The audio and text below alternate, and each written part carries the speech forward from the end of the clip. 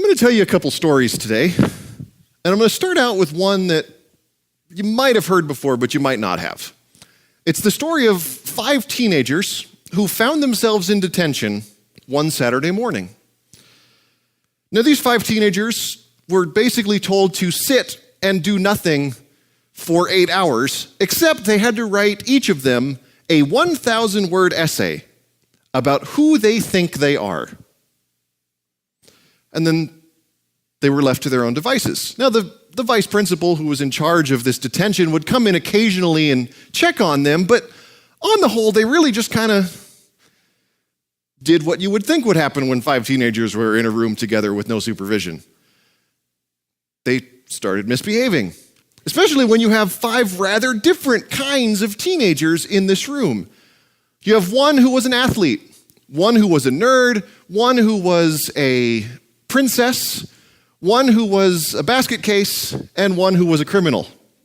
Some of you are starting to get where I'm going with this, I see. Except for Jared up here, he got it right off the bat. He started giggling as soon as I said 5 teenagers in detention.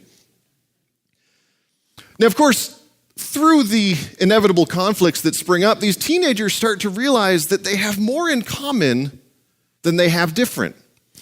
They start to realize that they have a lot of the same problems.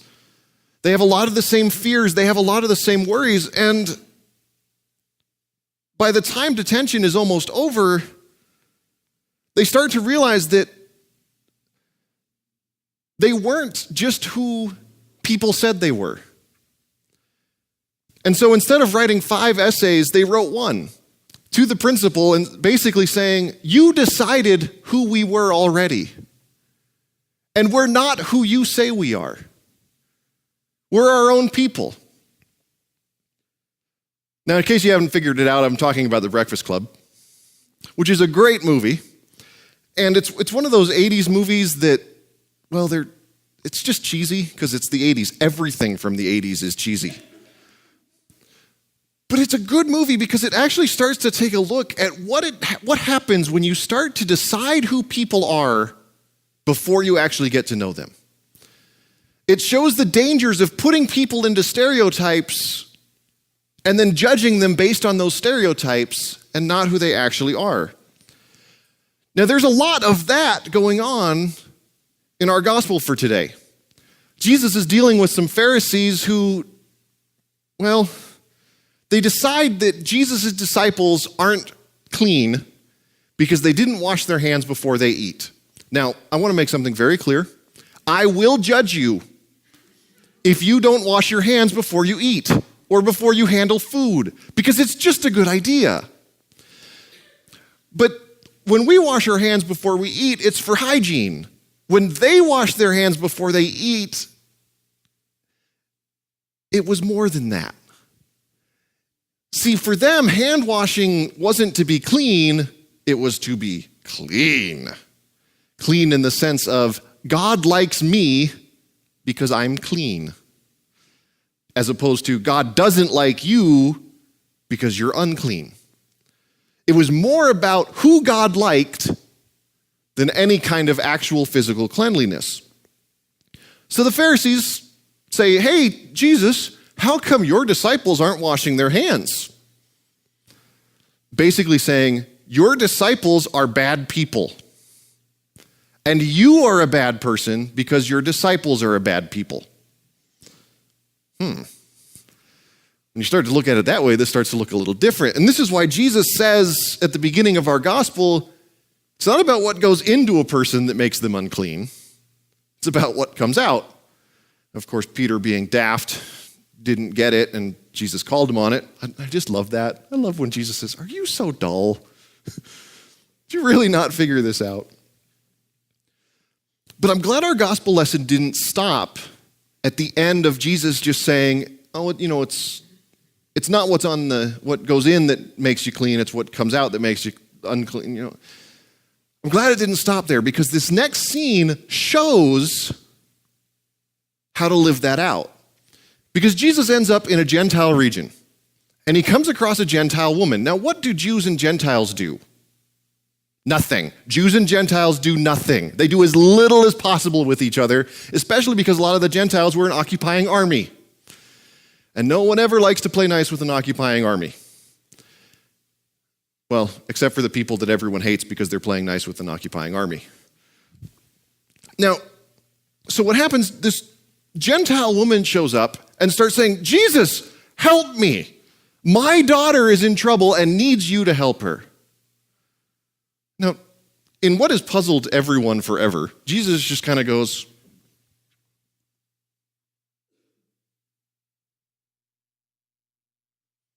he doesn't do anything. And no one really understands why he doesn't do anything at first. People come up with a whole lot of explanations, but there's so many different explanations that it makes me think that nobody really knows what's going on. Eventually, though, his disciples say, hey, Jesus, get rid of this lady. 1, she's a Gentile. 2, she's annoying. They decided that Jesus didn't need to help her, which is exactly what the Pharisees did not long ago to them, because no one ever said people were smart. So after a while, this woman keeps crying out and keeps crying out and keeps crying out.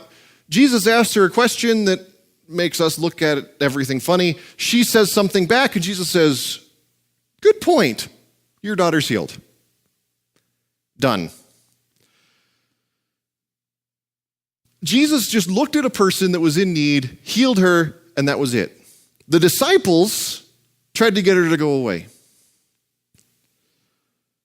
Unfortunately, today, we tend to act a lot like the Pharisees and the disciples and less so like Jesus. We tend to look at people, make a decision based on how they look, and leave it at that. And if they don't look right, we don't pay any attention to them. I have another story about my friend, Adrienne. She was a waitress, and she often had to work on Sundays. Not because she wanted to, but because that's when she could get a shift. So on Sunday, as soon as churches got out, people would come to her work to eat lunch. And they would treat her like a godless heathen because she was working on Sunday. And you can't do that. Never mind that they were causing her to work on Sunday. She would be given those little tracts and fake dollar bills and things saying, oh, you need to not work on Sunday because it's the Lord's day. Again, never mind that they're causing her to work on Sunday. She actually finished the story by saying that their pastor finally got word of this and told them to stop it.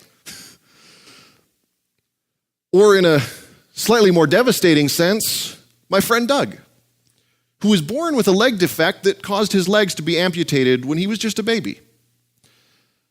A decision that, as an adult, he was incredibly happy about because he became a very good wheelchair athlete and missed the 2008 Paralympics by not very much.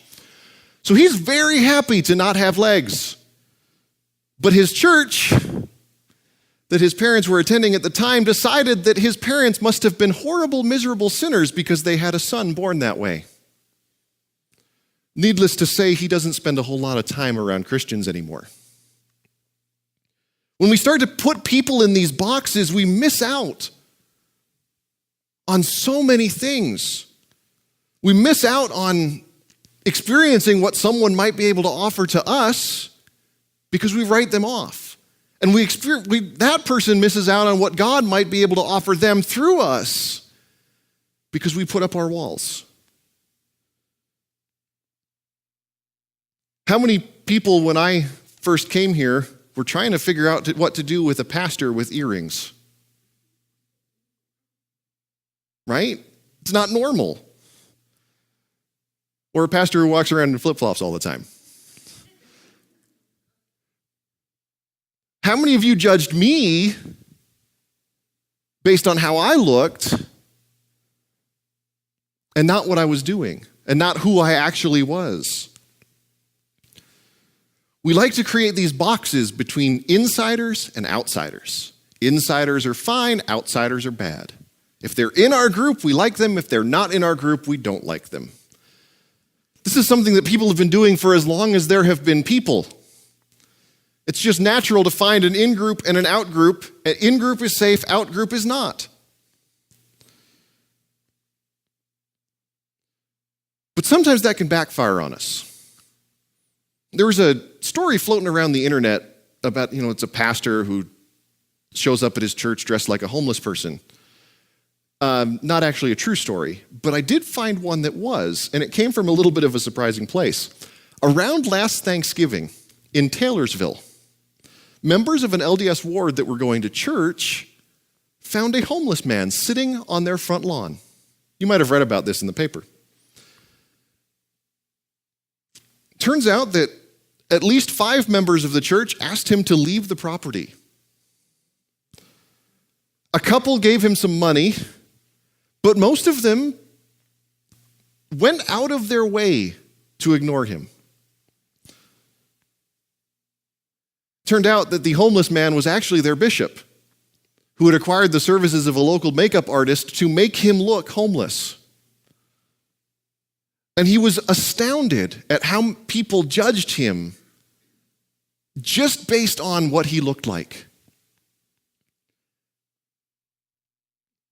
He says, many actually went out of their way to purposefully ignore me, and they wouldn't even make eye contact. I'd approach them and say, Happy Thanksgiving. Many of them, I wouldn't ask for any food or any kind of money, and their inability to even acknowledge me being there was very surprising. We make these kind of judgments all the time. We judge people on what we think their sins are.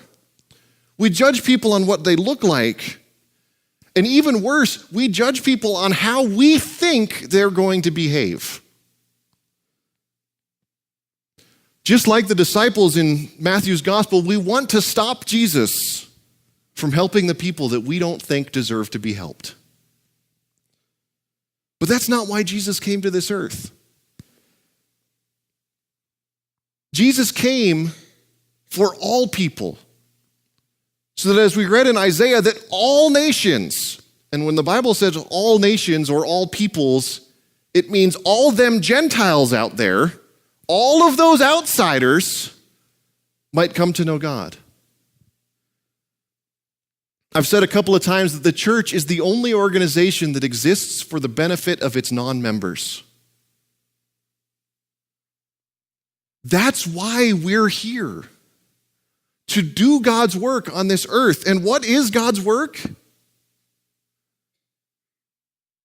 To do justice, to love mercy, and to walk humbly with God. Or to put it in another way, to go and make disciples, teaching them to obey all that Jesus has commanded. Or to put it in yet another way, to bless others as we have been blessed. If you can't tell, this is kind of a recurring theme. So instead of worrying about what other people look like, or instead of worrying about how they might hurt us, because that's always the assumption, outsiders are danger, insiders are safe, right? I'm going to end with one more story. Wow, I hate myself a little bit right now. It always drives me crazy when pastors say, I'm going to end with this, and then 10 minutes later, they're still going, right? So I apologize. I am very sorry for ever having said, I'm going to end with. So one more story. That's almost as bad. When I was on my internship in Iowa, I was part of a leader of a team that took a group of high school kids from Iowa into inner city Nashville to work with homeless people. Now, the town I was in Iowa was about maybe a little bit bigger than Brigham City, but it was the big town for about an hour and a half.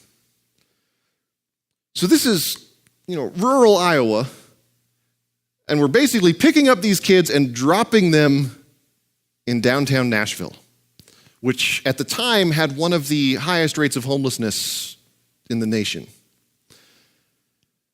The very first day, they gave everyone 2 bottles of water. and said, one of these is for you, the other one is for someone you go out and talk to. Now, you can imagine these kids from Iowa didn't really know what to do. So I did about the only sensible thing. I showed them. Found the nearest guy that looked vaguely homeless, went over to him and said, hey, I got a bottle of water. How you doing today? And just talked to him. Of course, when that happened, the kids were able to see, oh, that's not hard. I can do that. And they were astounded by the stories that these people had. They were astounded by the lives that these people had and the ways that, well, basically the story, how they ended up homeless. And they were astounded at how much God could do through a bottle of water or an extra lunch. It's not much. But we need to stop putting up these walls and stop dividing people into categories of outsiders and insiders and instead see them as people. People just like us who are in need of God's love in their lives, who are in need of God to do something in their lives, so that we can see what their needs are. And in meeting those needs, show them what God's love really is.